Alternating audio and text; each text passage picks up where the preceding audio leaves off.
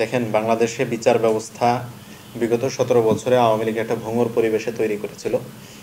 বিচার ব্যবস্থা, আইন ব্যবস্থা, প্রশাসন ব্যবস্থা, আপনি পুলিশ থেকে শুরু করে সকল বাহিনীতে দেখেন আওয়ামী লীগ যেভাবে তাদের পুঞ্জীভূত করেছিল, সেখান থেকে বিচার পাওয়া খুব দুষ্কর একটা বিষয় ছিল।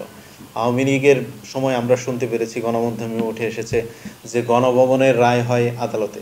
আমরা এটা পেয়েছি, এই ধরনের বারংবার সোশ্যাল মিডিয়ায় গণমাধ্যমে এসেছে। সেই আওয়ামী লীগ চলে গেছে, এখন সকল কর্মকর্তা তো চলে যায়নি। এখন সেটাকে অবশ্যই মডিফাই করতে হবে, পরিবর্তন করতে হবে।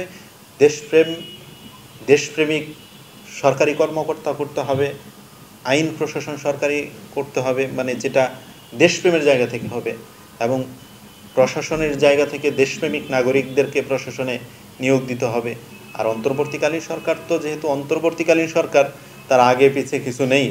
এই সরকারটির দ্বারা এত সক্ষম না তারা যে আইন শৃঙ্খলা বাহিনীকে তারা রাতারাতি একদম ঠিকঠাক করে ফেলবে। তবে দুঃখজনক হলেও সত্য, 11 মাস পেয়েও তারা কোনো ধরনের আইন শৃঙ্খলা বাহিনীর পরিবর্তন ঘটাতে পারেনি দৃশ্যমান, যেটা আমরা দেখে সন্তুষ্ট হওয়ার মতো। যে আমরা সন্তুষ্ট, অন্তর্বর্তীকালীন সরকার ইতিহাসের পাতায় একটা তাদের ইতিহাস লেখবার মতো একটা কাজ করে গেছে। এই ধরনের ইতিহাস অন্তর্বর্তীকালীন সরকারের পাচ্ছি না আমরা ডক্টর মোহাম্মদ ইউনূস সাহেবের। তবে সম্ভব ছিল আইন শৃঙ্খলা পরিবেশ নিয়ন্ত্রণ করলে সারা দেশে যে চাঁদাবাজি, লুটপাট, নৈরাজ্য, দখলদারিত্ব চলছে, সেই মহা উৎসব বন্ধ করা সম্ভব ছিল। দেখেন, আমি আজকে দুঃখের সাথে বলতে হচ্ছে, সরকার এমনভাবে একটা দল, একটা গোষ্ঠীকে প্রায়োরিটি দিচ্ছে, যে দলটাকে তারা প্রায়োরিটি দিতে গিয়ে এদেশের মধ্যে বিভাজনের একটা সৃষ্টি করেছে সরকার নিজেই। সেই জায়গা থেকে একজন চাঁদাবাজি করে এর দেখা দেখি আরেকজন চাঁদাবাজ হয়ে যাচ্ছে, সেগুলো নিয়ন্ত্রণ করা খুব কঠিন হয়ে দাঁড়াচ্ছে। সরকার ছোট্ট একটা ভুলের মাধ্যমে সারা দেশকে একটা অনিশ্চিত ভবিষ্যতের দিকে ঠেলে দিয়েছে। সরকার বলেছে ইউনূস সাহেব যে তিনি ছাত্রদের দ্বারা অ্যাপয়েন্ট হয়েছেন, তিনি নির্বাচিত হয়েছেন, বলছে হ্যাঁ সরকারের ক্ষমতার চেয়ারে বসেছে। তো সেই জায়গা থেকে উনি ছাত্রদেরকে খুব প্রায়োরিটি দিচ্ছেন, এনসিপিকে।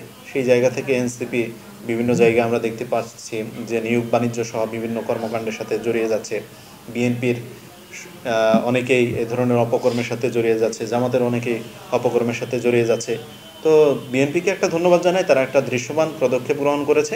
তাদের দলের নেতাকর্মীরা যদি অপকর্মের সাথে জড়িত হয়ে যাচ্ছে, তাদেরকে স্থায়ীভাবে বহিষ্কার করা কিংবা তাদের শাস্তি প্রদান করা, সেটা বিএনপি করে যাচ্ছে। তাদেরকে ধন্যবাদ আমরা জানাচ্ছি, এবং আমার দলের সর্বস্তরের নেতাকর্মীদেরকে বিনীত অনুরোধ করছি, আপনারা কেউ দেশের বিপক্ষে কাজ করবেন না। দেশপ্রেমের জায়গা থেকে উদ্বুদ্ধ হন, দেশের মানুষের কথা বলেন, দেশের মানুষের কল্যাণে কাজ করেন। কেউ এই ধরনের অপকর্মের সাথে জড়িত হয়ে গেল কেউ এই ধরনের অপকর্মের সাথে জড়িত হয়ে গেলে অবশ্যই দল তার বিপক্ষে অবস্থান নেবে এবং সিদ্ধান্ত দিতে প্রস্তুত থাকবে। ধন্যবাদ।